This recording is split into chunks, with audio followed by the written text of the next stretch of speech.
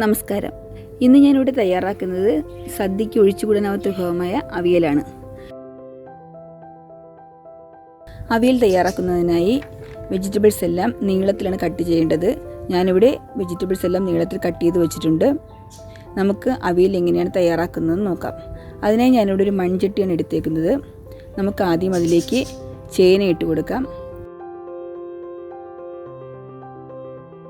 പച്ച നേന്ത്രക്കായ നീളത്തിൽ അരിഞ്ഞത് 1 കപ്പ്,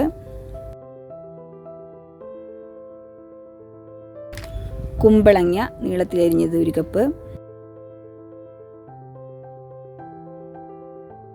ക്യാരറ്റ് നീളത്തിൽ അരിഞ്ഞത്,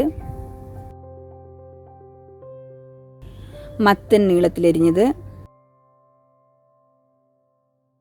വഴുതന നീളത്തിൽ അരിഞ്ഞത്, അമരയ്ക്ക, പിന്നെ നമുക്ക് വേണ്ടത് തൊലി ചെറുതായി ചീകിയെടുത്ത മുരിങ്ങക്കായാണ്. പിന്നെ ഞാനിവിടെ എടുത്തേക്കുന്നത് കറുത്ത കടല ഒന്ന് കൊവുത്ത് വെച്ചതാണ് 1 കപ്പ്,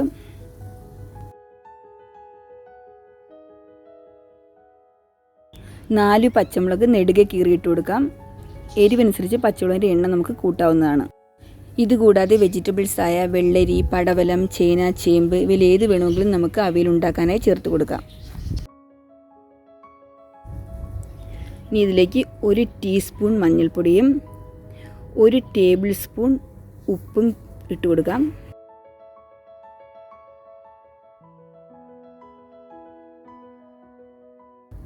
ഇനി 1 ഗ്ലാസ് വെള്ളം ഒഴിക്കാം.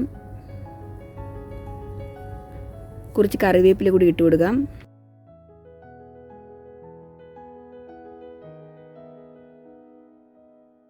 ഇനി ഇത് അടച്ച് വെച്ച് തിളയ്ക്കുന്നവരെ ഹൈ ഫ്ലെയിമിലും തിളച്ച് കഴിഞ്ഞാൽ ലോ ഫ്ലെയിമിലും ഇട്ട് വേവിച്ചെടുക്കാം.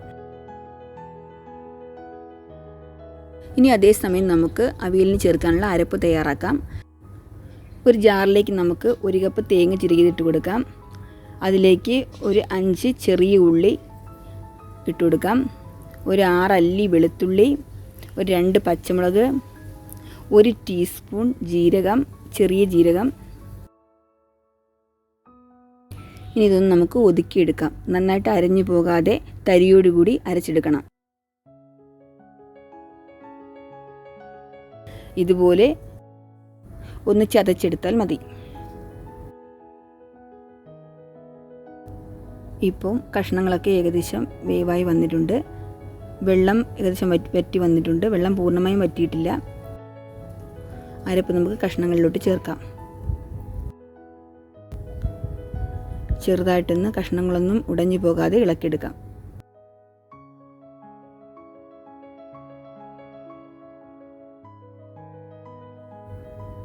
ഈ അരപ്പൊന്ന് വെന്ത് വരാൻ വേണ്ടി നമുക്കൊരു 2-3 മിനിറ്റ് മീഡിയം ഫ്ലെയിമിലിട്ട് ഒന്ന് അടച്ചു വെച്ച് വേവിക്കാം.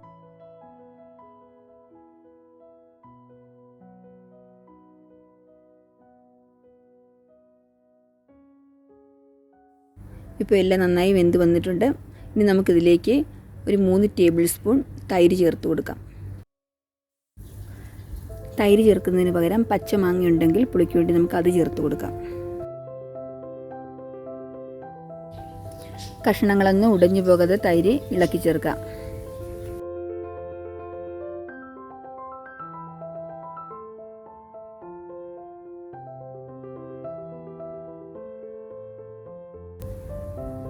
ഇനി ഇതിലേക്കൊരു 2 ടേബിൾ സ്പൂൺ വെളിച്ചെണ്ണ കൂടി ചേർത്ത് കൊടുക്കാം. വെളിച്ചെണ്ണ തന്നെ ചേർക്കണം.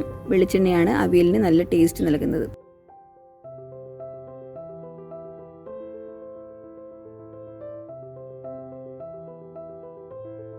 ഇപ്പോൾ വെള്ളമെല്ലാം ആവശ്യത്തിന് വറ്റി റെഡി ആയിട്ടുണ്ട്. കുറച്ച് കറിവേപ്പില ഇട്ട് കൊടുക്കാം. 1 മിനിറ്റ് ഒന്ന് അടച്ചു വെച്ച് വേവിക്കാം. പല സ്ഥലങ്ങളിലും ചെറിയ ചെറിയ വ്യത്യാസങ്ങൾ വരുത്തിയാണ് അവിയൽ തയ്യാറാക്കുന്നത്. അപ്പോൾ ഈ രീതിയിൽ ഒന്ന് അവിയൽ തയ്യാറാക്കി നിങ്ങളുടെ അഭിപ്രായങ്ങൾ കമൻസിലൂടെ അറിയിക്കുക. അടുത്തൊരു വീഡിയോയുമായി വീണ്ടും കാണാം. നന്ദി, നമസ്കാരം.